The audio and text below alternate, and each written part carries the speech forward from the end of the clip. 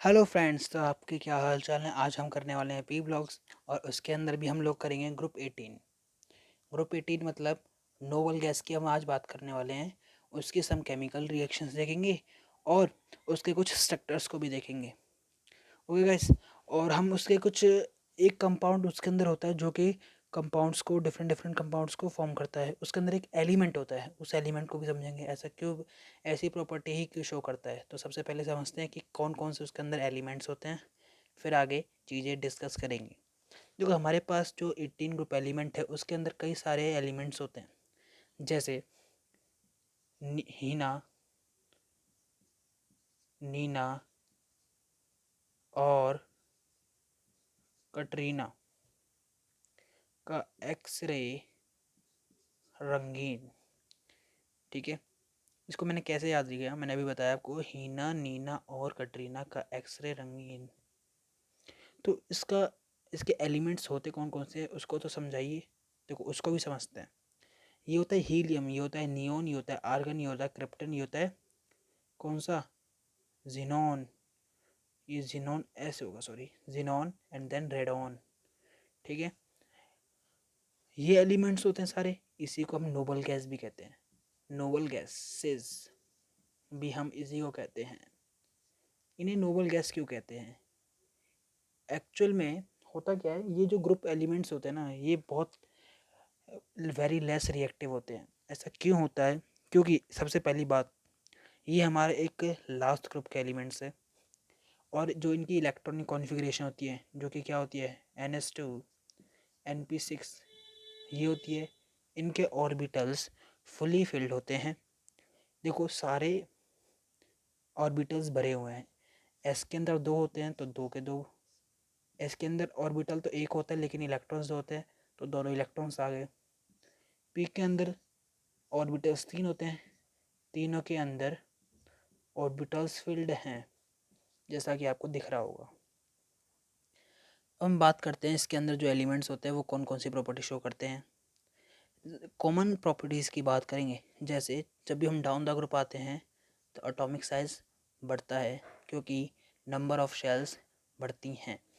तो अब सबसे पहले रहता है एटॉमिक साइज। एटॉमिक साइज, तो एटॉमिक साइज इंक्रीज करता है डाउन द ग्रुप। इंक्रीज, ठीक है, इंक्रीजेज डाउन द ग्रुप।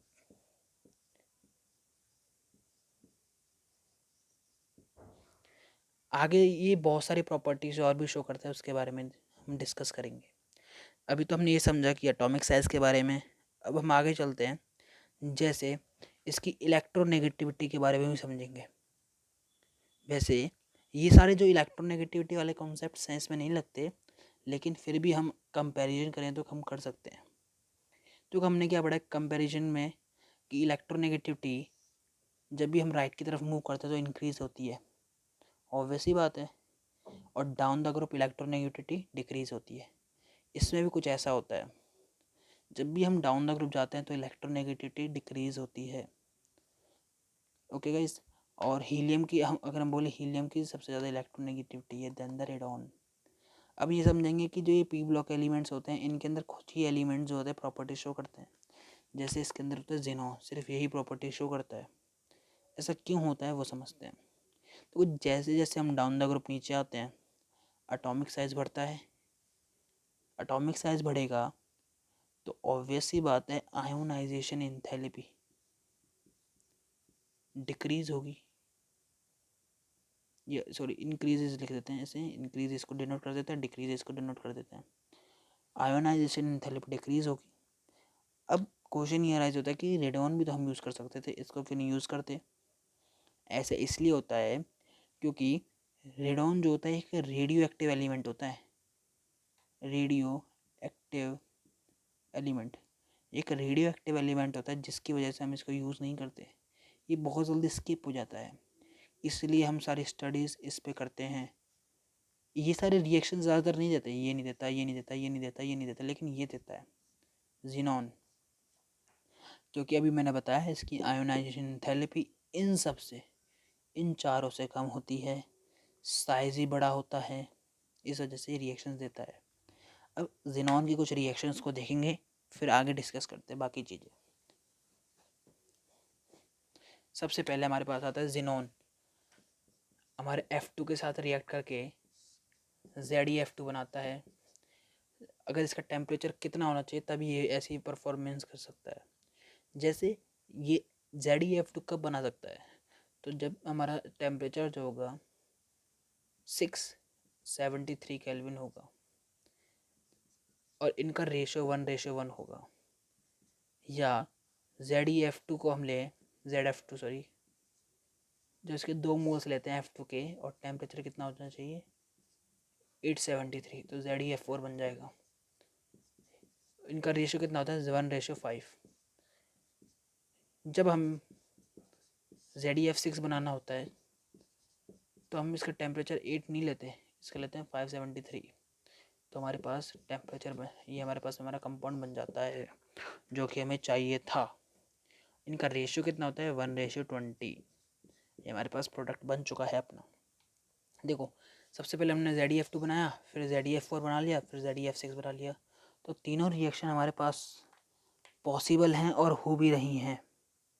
देख लो गाइस कितनी आसान रिएक्शन है, इसको किस टेम्परेचर के साथ कैसे याद रख सकते हैं। देखो ऑब्वियस सी बात है, सिंपल सी बात है, 685 करके आप याद रख सकते हो। 685 बाकी चीज़ें कॉमन हैं और हमें पता है कि F4 चाहिए तो 2 मोल्स इसके लगा दीजिए F2 के, ठीक है। अगर F6 चाहिए तो 3 मोल्स F2 के लगा दीजिए तो ZeF6 बन जाएगा। सो सिंपल रिएक्शंस हैं। आगे हम बात करते हैं इसकी, हम इसके हाइड्रोलिसिस के बेसिस पे बात करेंगे जब हम ZeF2 ZeF4 ZeF6 की हाइड्रोलिसिस की बात करेंगे, ठीक है। इसको भी हम एक साथ पढ़ेंगे। मैं एक बार मार्कर चेंज कर लेता हूँ गाइस।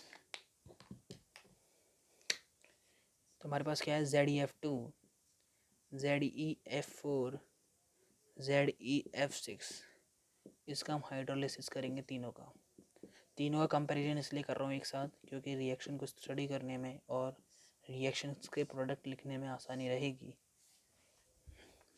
देखो गाइस हमारे पास क्या है, सबसे पहले ZeF2। तो ZeF2 में याद रखना हमारे पास भी Ze बनेगा, फिर HF बनेगा और O बनेगा, ठीक है। इसके अंदर क्या बनेगा ZeO3 बनेगा, HF बनेगा, Xe बनेगा plus ZeO3 HF Xe and then हमारे पास वाटर के मॉलिक्यूल्स नहीं, हमारे पास ऑक्सीजन के मॉलिक्यूल्स ही निकलेंगे O2। यहाँ पे हमारे पास ZeO3 प्लस HF निकल जाता है। ये गाइस हमारे इसमें कुछ प्रोडक्ट्स थे। अब हम इसके कंपाउंड्स बनाएंगे। जब हम इसका हाइड्रोलिसिस करते हैं फिर हम इसके कंपाउंड्स बनाएंगे, फिर सबके स्ट्रक्चर्स को एक बार देख लेंगे। ये हमारा क्यों रिविजन चल रहा है।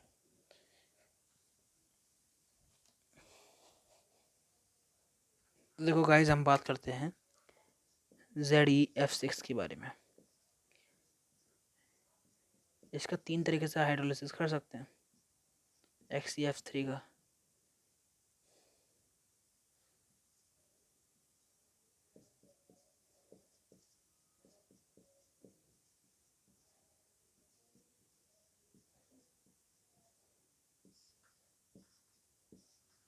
देखो गाइस मेरे पास XeF6 है, XeF6 है, FeX6 है, लेकिन वाटर के मोल्स जो हैं मैं बार बार चेंज कर रहा हूँ, तो इसी की वजह से हमारे कंपाउंड भी डिफ़र करते जाएंगे। जैसे मेरे पास यहाँ पे कंपाउंड बनेगा ZeOF2, क्योंकि ऑक्सीजन का एक मॉलिक्यूल है, एक मॉलिक्यूल जोड़ दो भाई H के साथ। H कितने हैं 2, तो 2F निकाल दो, 2F ही तो बचेंगे, ZeF4 बचेगा ना, क्योंकि -2HF निकल जाएगा। यहाँ पे कितने हैं 4 हैं, 4 हाइड्रोजन है तो 4 फ्लोरीन चाहिए, तो इसको ऐसे निकाल दो ZeO2F2 और यहाँ क्या बनेगा ZeO3। यहाँ पे कितने 4HF, यहाँ कितने निकलेंगे -6HF।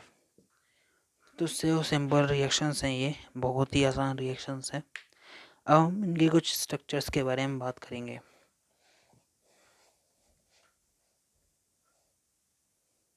तो गाइज मेरे पास सबसे पहला रिएक्शन, हमारे पास स्ट्रक्चर्स हैं। अब हम स्ट्रक्चर्स की बात करेंगे। स्ट्रक्चर्स, तो मेरे पास पहला स्ट्रक्चर आता है XeO3, सबसे इम्पोर्टेंट। इसको इस तरह बनाना और 3 ऑक्सीजन को डबल बॉन्ड से जोड़ देना इस तरह। तो इसका नाम क्या होता है? इसका नाम होता है ट्राइगोनल बाइपिरामिडल। क्या होता है? Trigonal bipyramidal. ठीक है गाइस। अगला स्ट्रक्चर क्या होता है हमारे पास, उसको देखते हैं। अगला स्ट्रक्चर होता है हमारे पास ZeO2F2। ये भी बहुत आसान है, Xe बना लो। ठीक है गाइस। इसके पास 2 लोन पेयर्स होते हैं, एक ऊपर बना दो, एक रुको, 2 ऊपर नहीं बनेंगे। तो पहले तो फ्लोरीन को हम जोड़ने की कोशिश करेंगे। फ्लोरीन को कैसे जोड़ेंगे? एक बॉन्ड यहाँ, एक बॉन्ड यहाँ। ठीक है, पहले तो इसको एक बार मुझे सोचने दो इसका स्ट्रक्चर क्या होगा, क्योंकि मुझे थोड़ा याद नहीं आ रहा है। मैं आपको बताता हूँ 2 मिनट सोच के। देखो हमारे पास Xe है, हमें पता है कि हम लोगों को 2 फ्लोरीन जोड़ने हैं और 2 ऑक्सीजन जोड़ने हैं। और इसका जो स्ट्रक्चर होता है, वैसे मुझे स्ट्रक्चर याद है नाम इसका। इसका जो स्ट्रक्चर होता है वो तो सीसॉ, और हमें पता है सीसॉ कैसा होता है, कुछ ऐसा होता है। एक यहाँ, एक यहाँ, एक यहाँ, एक यहाँ, देन यहाँ। तो यहाँ हम क्या करेंगे, फ्लोरीन को जोड़, यहाँ सॉरी ऑक्सीजन को जोड़ देंगे और यहाँ 2 फ्लोरीन को जोड़ देंगे और ये हमारा एक लोन पेयर रह जाएगा खाली। ठीक है, तो यहाँ पे हमारा XeO2F2 का हमारा कंपाउंड बन चुका है। अब हम बात करेंगे कुछ अदर कंपाउंड्स के स्ट्रक्चर के बारे में भी, जैसे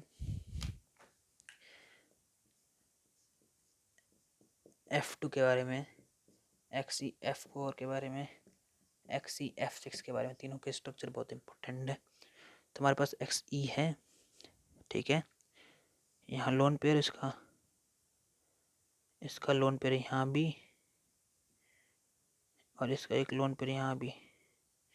सॉरी इसका स्ट्रक्चर एक्चुअल में ऐसा नहीं होता। हम लोगों को करना क्या होता है, फ्लोरीन ऊपर लगाना होता है, फ्लोरीन नीचे लगाना होता है, एक लोन पेयर इधर, एक लोन पेयर इधर, तभी तो इसका स्ट्रक्चर लीनियर बनता है। इस वजह से इसका स्ट्रक्चर लीनियर है। ये हमने Ze लगा दिया। अब F4 के बारे में बात करते हैं। 4 फ्लोरीन लगा दो भैया, 1 2 3 4 फ्लोरीन लग गए।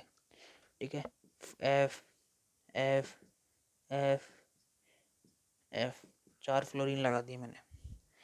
अब मुझे क्या करना है, एक लोन पेयर लगाना है, तो लोन पेयर लगा देते हैं। ऐसे लगा दिया, तो इसका देखो स्ट्रक्चर पता चल रहा है हमारे पास। इसका स्ट्रक्चर क्या होगा, इसका स्ट्रक्चर होगा स्क्वायर प्लेनर। ठीक है गाइस। हमारे पास आखिरी स्ट्रक्चर होता है ZeF6 के बारे में। तो इसका नाम याद रखना, 6 फ्लोरीन लगा दिए और एक लोन पेयर बना देना, इसीलिए इसका नाम होता है डिस्टॉर्टेड ऑक्टाहेड्रल। इस वजह से इसका नाम होता है डिस्टॉर्टेड ऑक्टाहेड्रल। ठीक है, ZeF6 का। अब हमारा सिर्फ एक स्ट्रक्चर और बचा है, उसको हम एक बार कंप्लीट कर लेते हैं। वो स्ट्रक्चर है XeOF4। देखो ये भी इम्पोर्टेंट है। Xe लिया, ऑक्सीजन लगा दिया, 4 फ्लोरीन को जोड़ दो भाई, 1 2 3 4। तो देखो इसका स्ट्रक्चर कुछ ऐसा पता चल रहा है, स्क्वायर पिरामिडल। तो यहाँ पे हमारे सारे स्ट्रक्चर ख़त्म होते हैं। मैं इसका एक बार नाम फिर से बता देता हूँ, इसका नाम होता है स्क्वायर पिरामिडल। ठीक है गाइस, थैंक यू गाइस।